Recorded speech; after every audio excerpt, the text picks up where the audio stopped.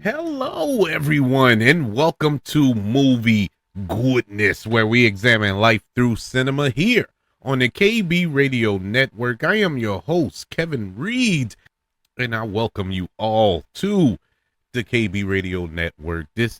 Thank you all for joining me on today's show. You could be anywhere else in the world, but you're here with me, and I greatly appreciate it. For those who are new to the show, Movie Goodness is where we take a topic, we discuss that topic, and we review a movie that is related to said topic. And today's a tad bit different. We do have a topic to talk about, and we do have a review that coordinates with that topic, but it's not a movie.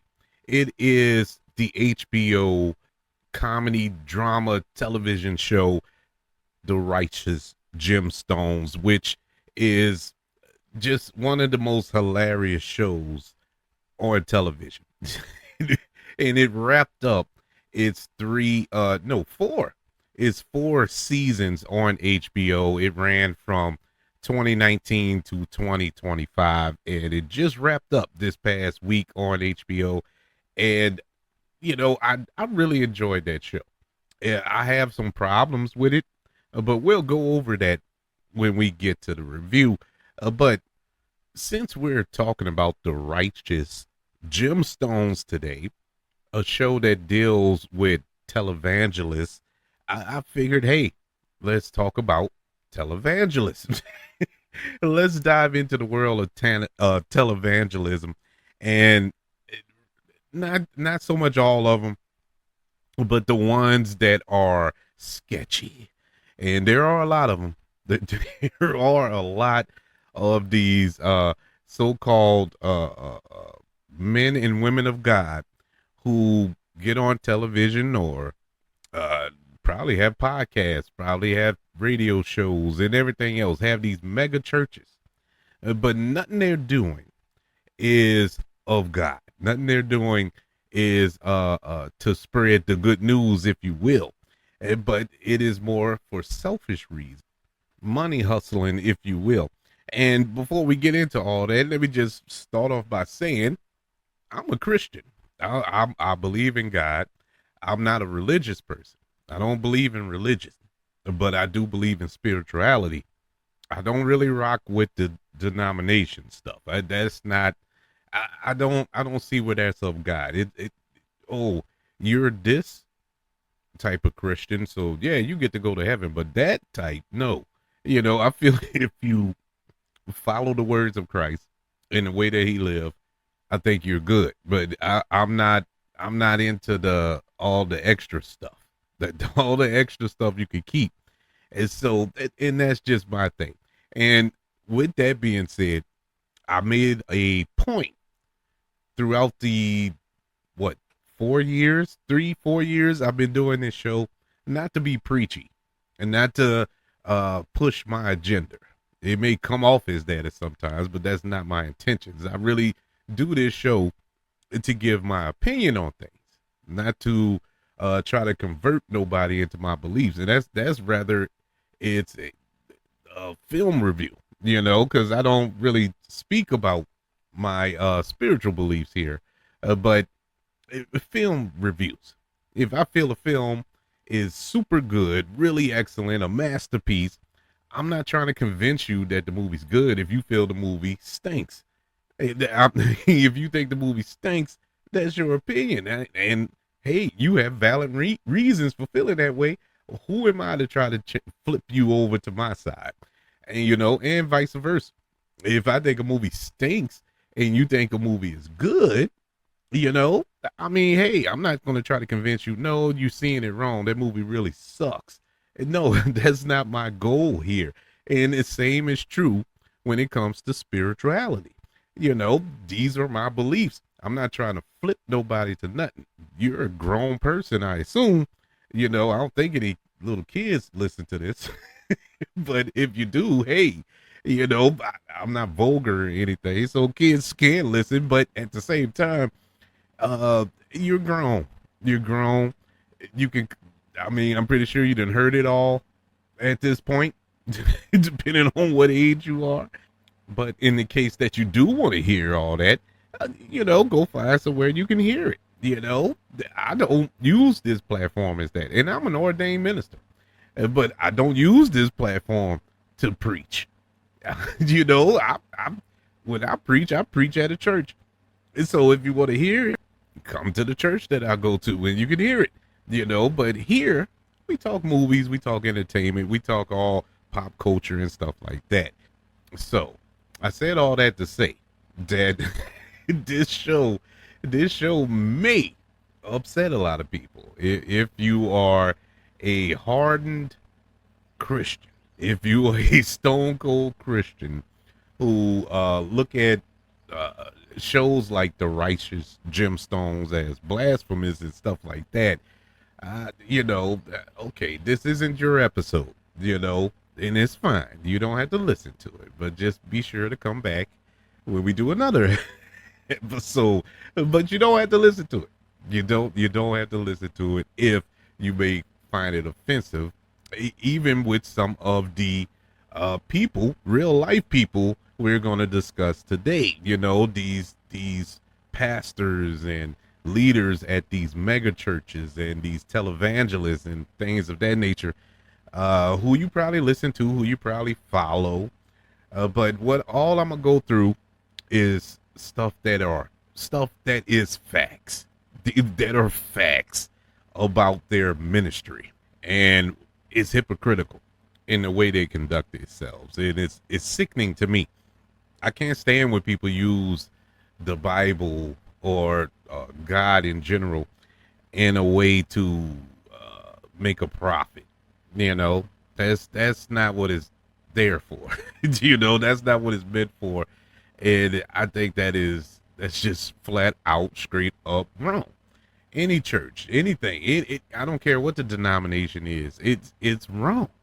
And so that's what made me really enjoy that show, the Righteous Gemstones. I really enjoyed it because it really shined a light on how ridiculous these people are, using the Bible for their self-interest.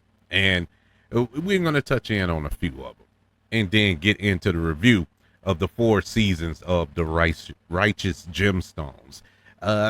First, let's break down televangelism. If you don't know what it is, it's occasionally termed for radio evangelism or teleministry, and it denotes the utilization of media platforms, notably radio and television, for the marketing of religious messages, particularly Christianity, which is, I guess you could say, my quote unquote religion.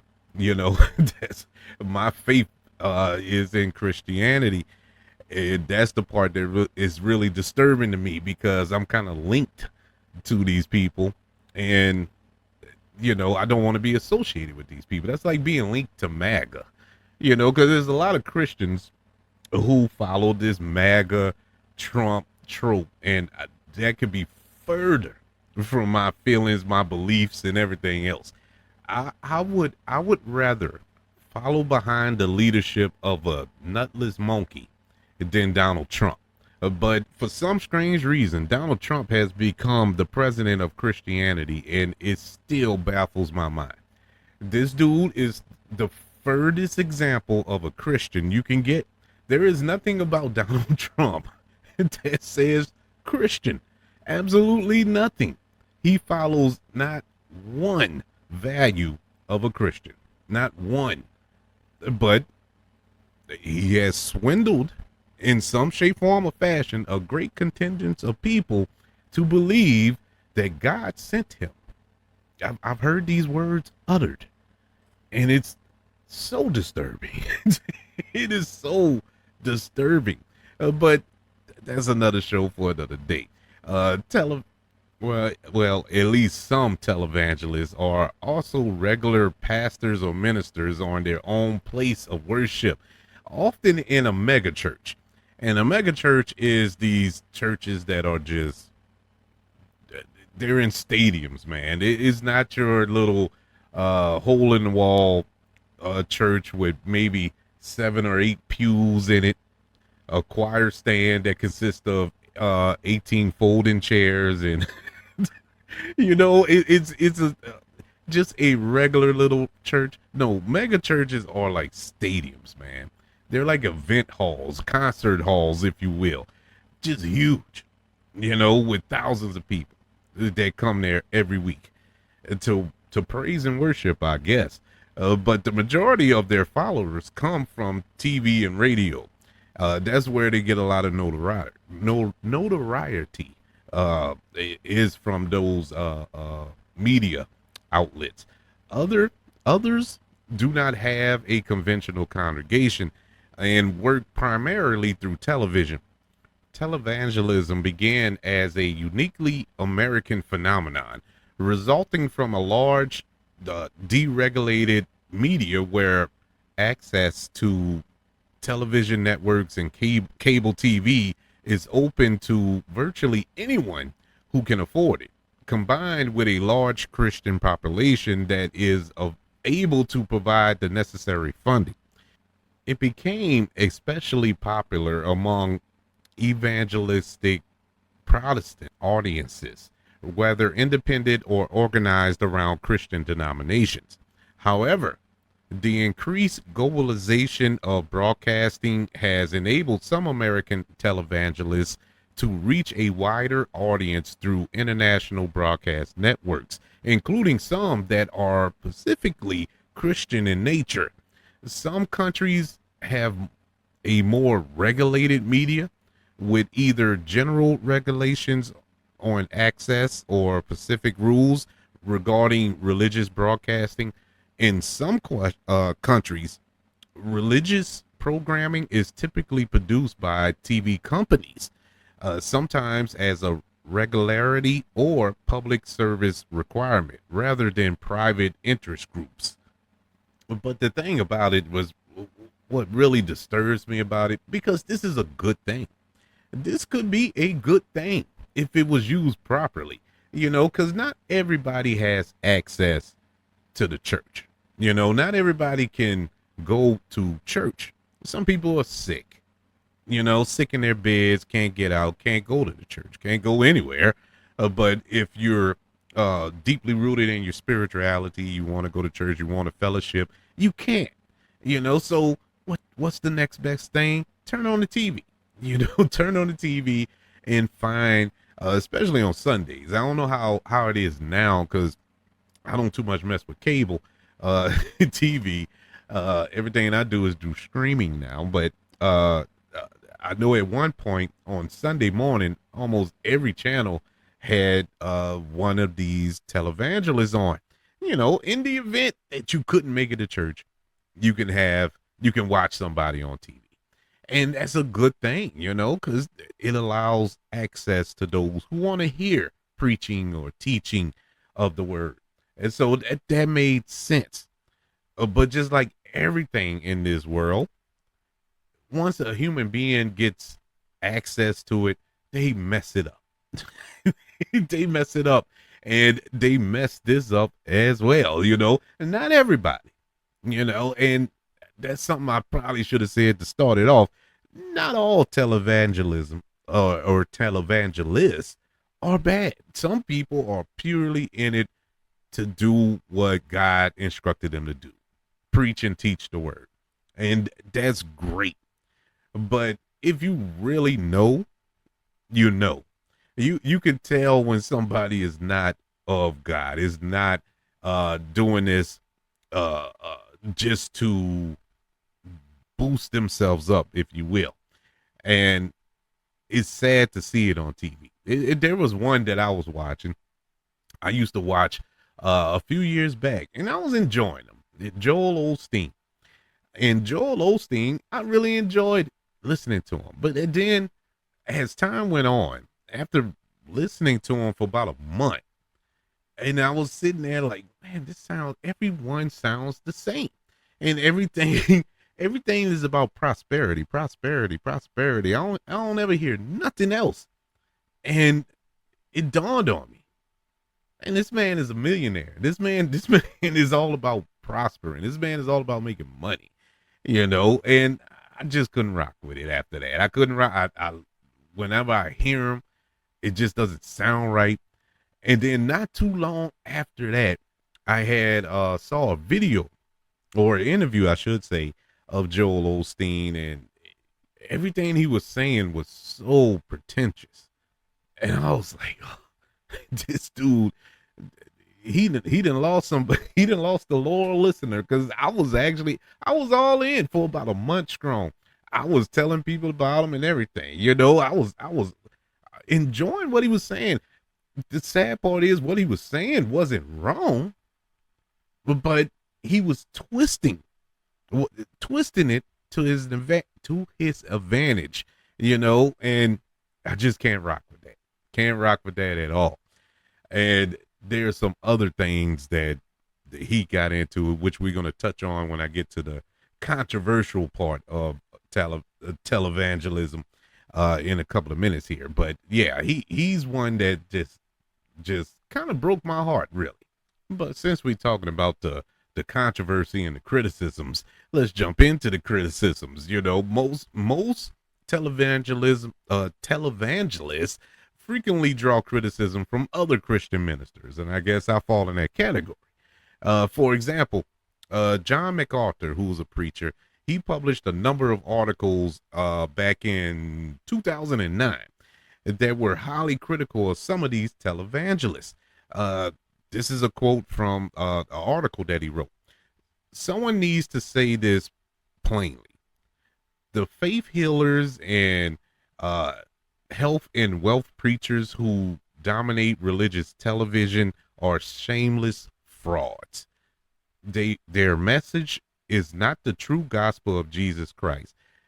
There is nothing spiritual or miraculous about their own stage persona.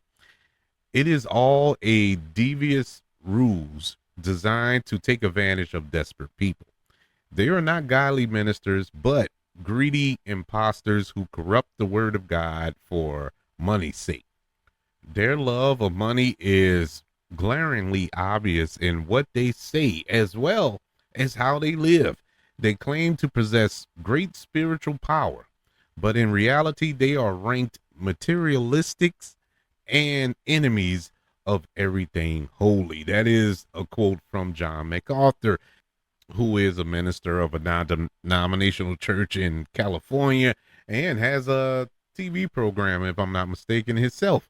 So there you have that.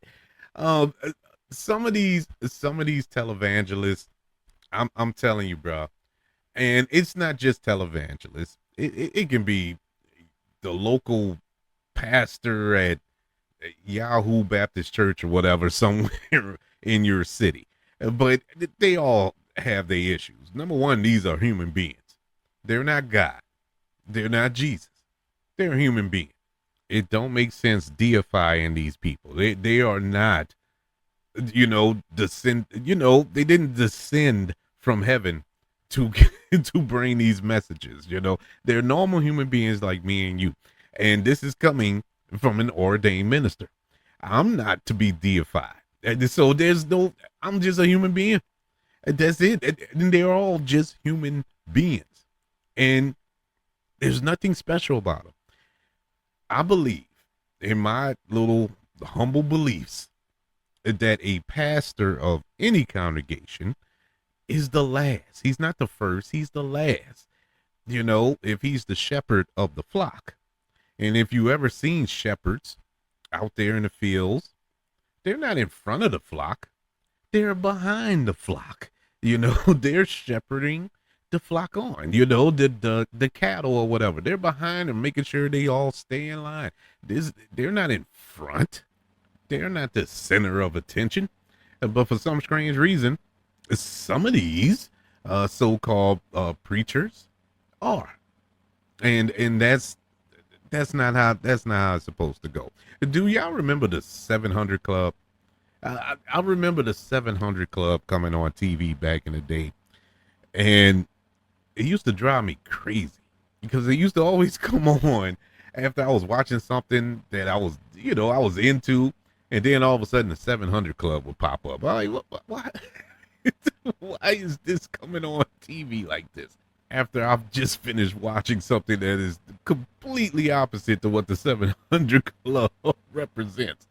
But one of the individuals on that show was Pat Robertson.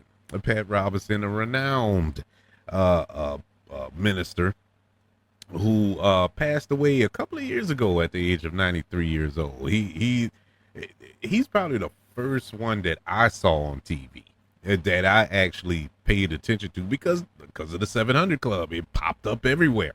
You know, it was like I can't describe it, man. It was it just popped up on every channel. And you know, back in the day, we didn't have 200 channels like we do now. You know, we only had about 12 channels or whatever. So it would always pop up. But anyway, Pat Robinson was on there, and you know, he has said some things. He has said some things that makes you scratch your head. Like what is this? Why?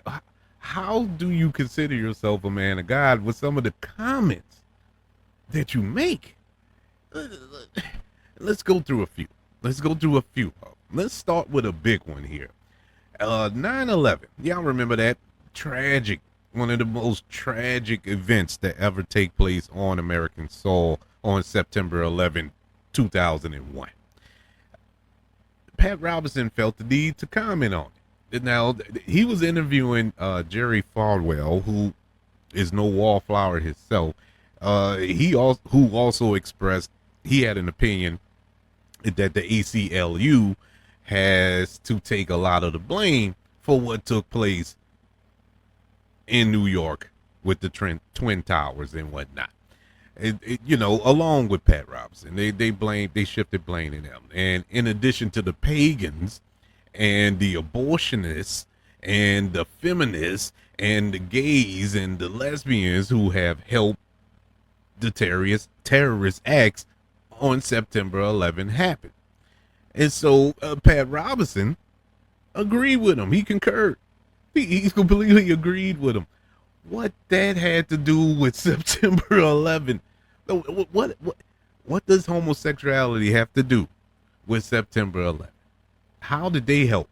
Did one of the people that helped out those terrorists, I should say, happen to be gay? Hey, that's a possibility, but that don't mean the whole LGBTQ community was behind them. Just like with this, not every Christian is behind all these comments, namely me. I'm not behind all this. I don't agree with nothing he said here, you know, but it's crazy. George W. Bush, who I'm not a super fan of George W. Bush as a president, but I give him this. He called Pat Robinson and Jerry Falwell out on that. You know, he felt they should apologize, and I know Falwell did apologize. Pat Robinson didn't. So I give President Bush that. But speaking of George W. Bush, Katrina, Hurricane Katrina, and this was, I want to say 2-3 weeks after Hurricane Katrina killed 1,800 people in the metropolitan area here in New Orleans. Pat Robinson implied that on a broadcast on the 700 Club that the storm was God's punishment in response to America's abortion policy. I can't make this up. I can't make this up.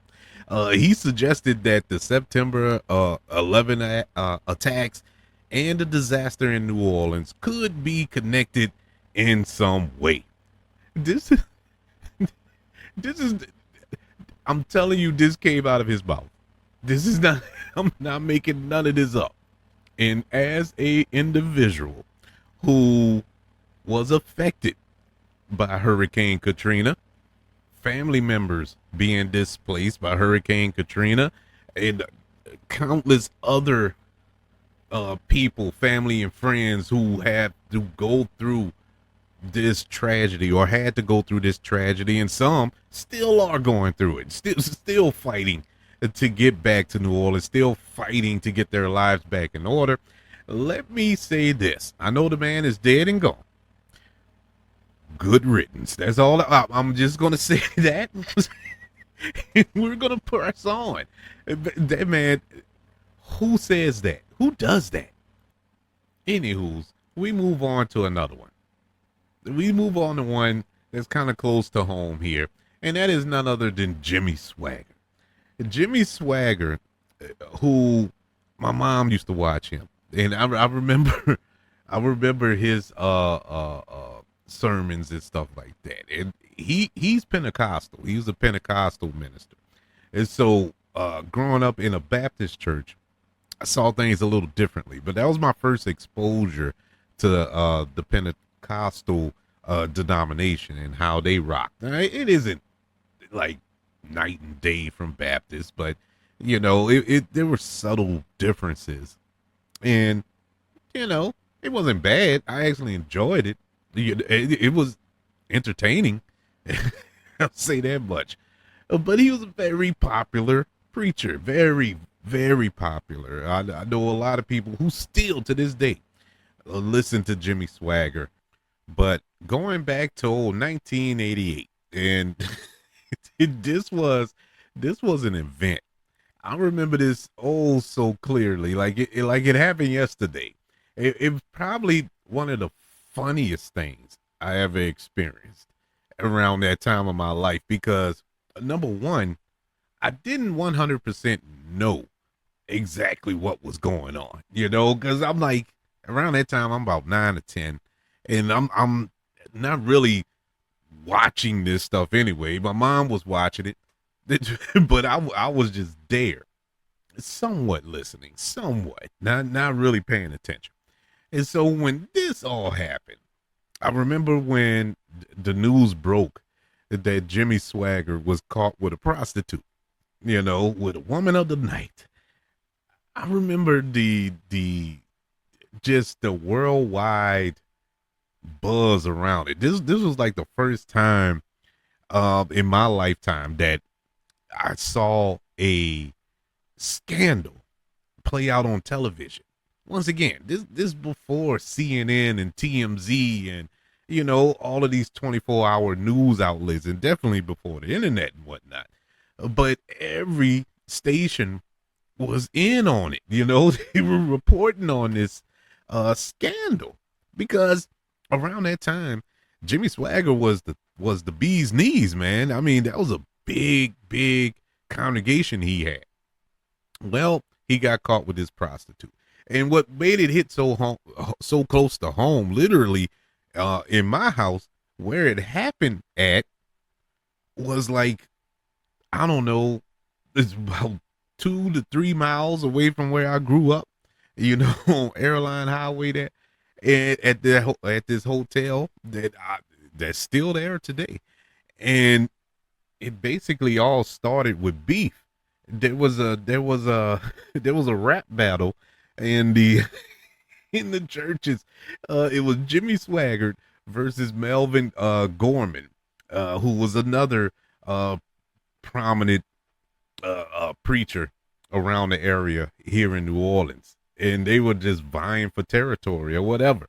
Well, Swagger had accused Gorman of having several affairs, and this caused him to be deflocked, which I didn't even know was a term, but he was deflocked from his church, the Assemblies of God, which is, if you don't know what deflocked is, your script of your ordination. You know, you can no longer preach in a church.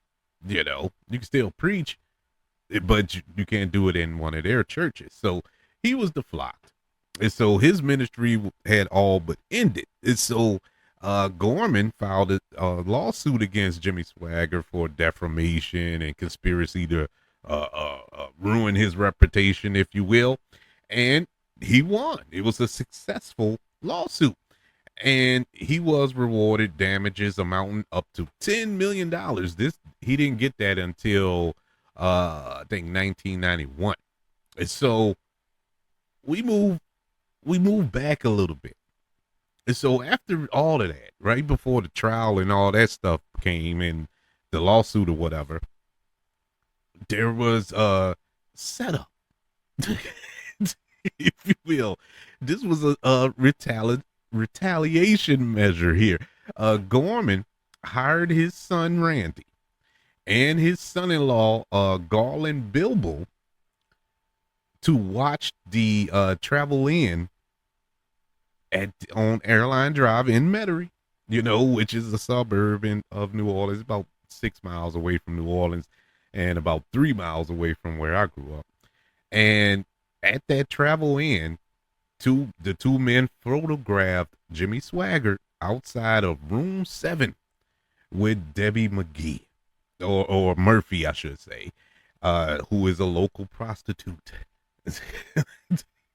And Gorman arrived at the travel inn a short while later, and he confronted Jimmy Swaggart face to face. He didn't just do this under the cloak of darkness. He went to his face and confronted him. Well, that led Jimmy Swaggart to come on TV in one of his televised worship services and confess. And this is the part that was the funny part about it. It is not funny, but it's funny. He was crying down in his words. It was the most quoted meme that before memes happened. I sinned. And he was just crying down, snot running out his nose and everything. And everybody somewhat forgive. Well, not everybody, because he was the flock too.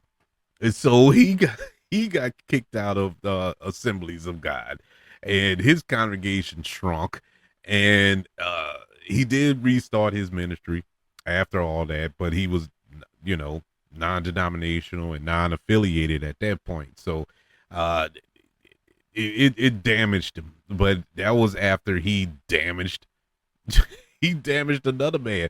And so I think he moved his congregation to Baton Rouge around that time, and I think it's still there. And I think they're still on TV, if I'm not mistaken. But he is a non-denominational Pentecostal minister at this point in time of his life. But it doesn't end there. We fast forward to 1991, and yet again, Jimmy Swaggart was found in the company of the woman of the night for a second time, and he was pulled over by the police, this time in California, for driving on the wrong side of the road. And so I don't know what was going on in that car, but he was driving on the wrong side of the road. And so the police pulled him over, and with him in the vehicle was a woman. And according to the woman, Swagger had stopped to, proposition sex to her on the side of the road. He proposed to, hey, let's get it. Let's do it right here. I ain't going in a hotel. Last time I did that, I got in trouble. Let's do it in the car. And so she later told reporters, he asked me for sex. I mean, that's why he stopped me.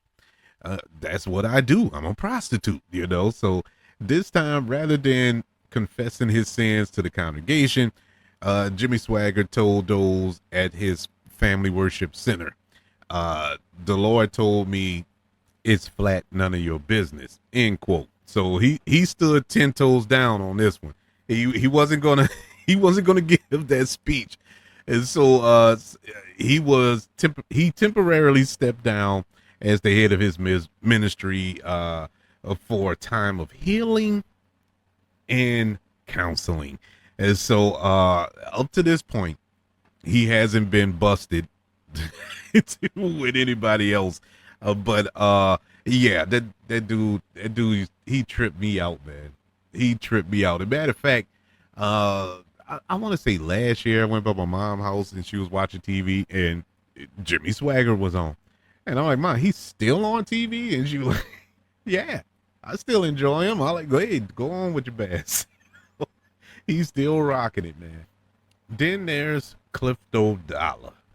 And now the man name is Dollar, so that lets you know exactly where where his head is in his name.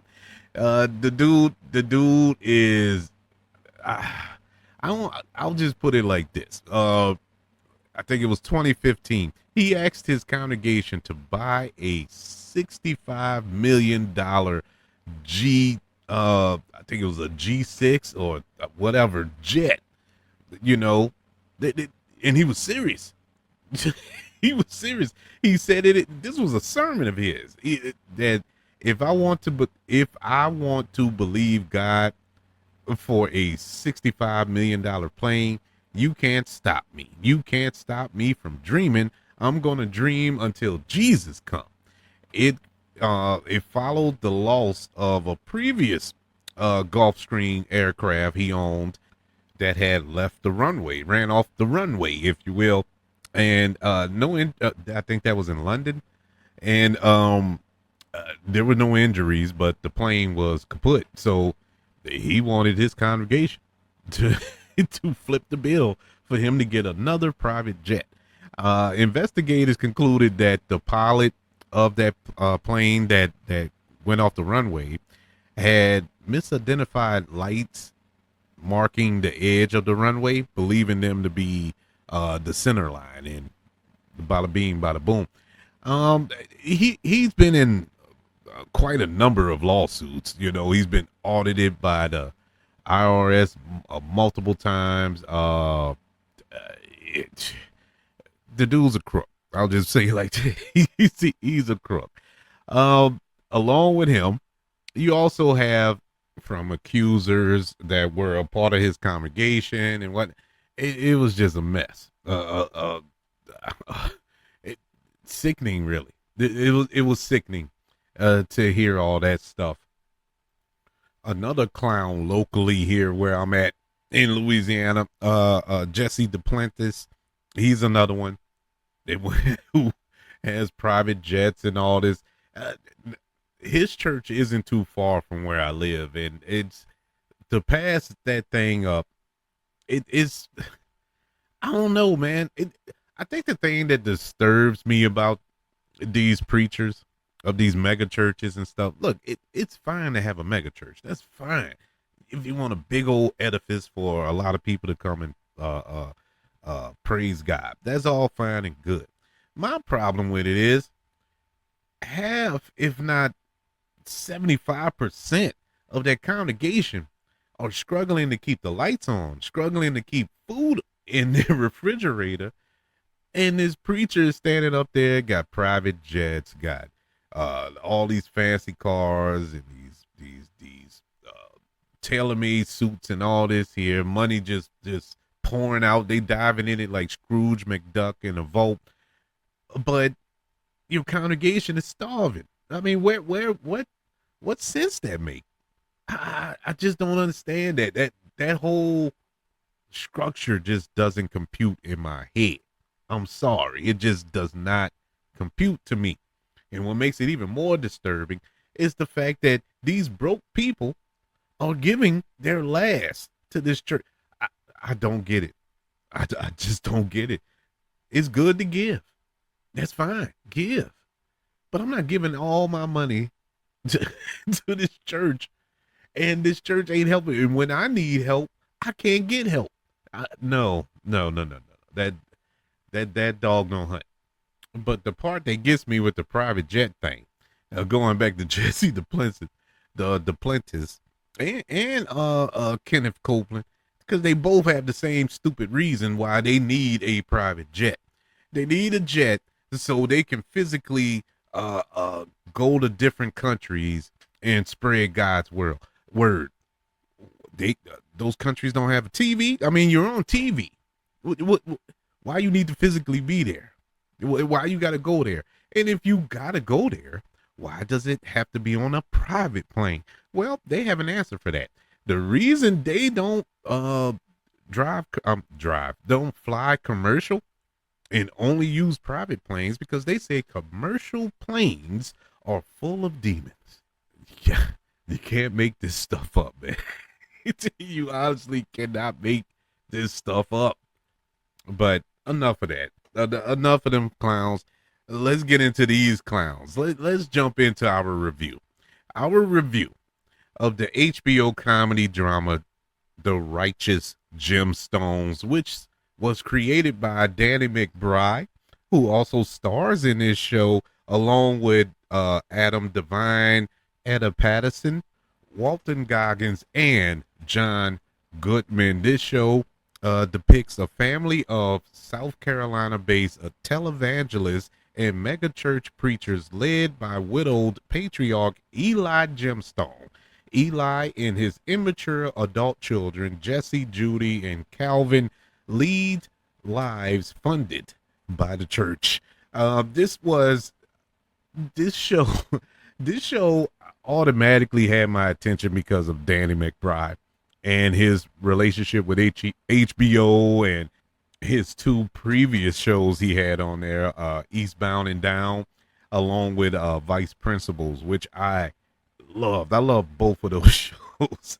And so you have the same team returning here, who was behind those shows, also a part of this show. So I was in automatically. Danny McBride is one of those comedic actors that, man, anything he pops up in, I'm with it. I'm down to clown, and he hasn't let me down. I mean, the dude is electrically funny. His style of humor is my style of humor. I love Danny McBride, and along with starring, he also directed a few episodes throughout the series. He also wrote a few, if not the majority of them, along with his partners here. A little note here: the recent Halloween films that came out, that trilogy that came out, that was, I would say 1.5 of them were good out of the 3. But Danny McBride co-wrote those films. The first one was excellent. First one was great. It was the law of diminishing returns after that. But Danny McBride is very talented. And this show, when they announced it, when they made it known that this was what they were going after, these televangelists, telling the story of this mega church and these children who are dysfunctional at best, was like it was the stuff of legend. I'm like, man, this is gonna piss so many people off, man. And I'm here for it. I'm all here for it, because they need to be poked at. They need to have that light shined on them, because they're not beyond reproach, and they held nothing back on this show. Absolutely nothing. 4 seasons. And I would say the first 2 were great. The final 2 were all right. It was the tale of 2 halves here. I died laughing that first season. I thought it was some of the funniest stuff that you're ever going to see in a show that is based around this this material. In the first season, Eli, who's played by John Goodman, and that was another thing that kind of brought me on board, was John Goodman, because I wanted to see him in kind of a different, kind of a screwball-y type of role, but he wasn't. He was the straight man on this show, as the father of these 3 misfits. It was hilarious to see John Goodman play off of these 3 hilarious actors, and John Goodman is hilarious in his own right, but that wasn't his role here. But in the first season, we meet baby Billy Freeman, who is played by Walton Goggins, who is the unsung hero of this show. I had problems, give or take, throughout these 4 seasons with every actor here, or every character, not the actor, but the character. Either it was undeveloped in season 3, or they peaked in season 2, or season 4 they disappeared, or whatever. I have my little gripes with these characters throughout the season, but the one that stayed consistent, that stayed true from season 1 all the way to season 4, was Walton Goggins, was baby baby Billy. I love that. He was hilarious. Every scene he was in was funny. Every one, even the ones that was meant to be serious, was funny. The dude is amazing. I love Walton Goggins. Walton Goggins is the most slept on actor I think in Hollywood. I don't think he gets his proper due. The dude plays anything. I've seen him in dramas. I've seen him in Quentin Tarantino films. The Hateful Eight, Django Unchained, and stuff like that. I've seen him on Justified as this villain, as this just coincidentally enough, old snake oil preacher. On that show, he was just the most scum of scums there. But he made a turn on that show. But he was amazing on that. I've seen him in it was recently Fallout. He was good on Fallout. That show. The White Lotus, just a couple of months ago, the new season that just passed. He was on that. Really good. So he can play anything. And Vice Principals, man. Vice Principals, he stole that show. That was his show. He stole it. And it's no wonder that him and Danny McBride reteamed before this show. They play well off of each other. But Walton Goggins was the hero of this entire run here for the Righteous Gemstones. Yeah, it was kind of interesting. That first season, it got you hooked because it got you into the characters. You got introduced. You see where everybody stood. You saw where the church was and what the church was battling against, and so on and so forth. And you got a good idea of how this show could play out. So it really did a good job of hooking you in. Season 2, it wasn't as good as the first season, but it was good. It was still funny. It was still gemstones. You got Danny McBride and his wife trying to branch off, if you will, from the Gemstone Church and do their own little thing and try to get a timeshare resort, a Christian timeshare resort, if you will. And the family, they're facing this investigation from this journalist who's an old friend of Eli's from his past, and this mysterious kind of biker assassin. It was all out of left field type stuff, but it fit the show. All that popped up in season 2. Season 2, it was good, but it wasn't as good as the first season. It had its moments in season 2. Season 3 is where it kind of started to slow momentum. Season 3, you had Eli, John Goodman's character. He kind of started falling back a little bit, semi-retiring from the church, and allowing the children to have more of a leadership role at the church. And you got this dynamic between those three trying to be the leader instead of them coming together and leading as one, if you will. And you had that going on, that little civil and rivalry there.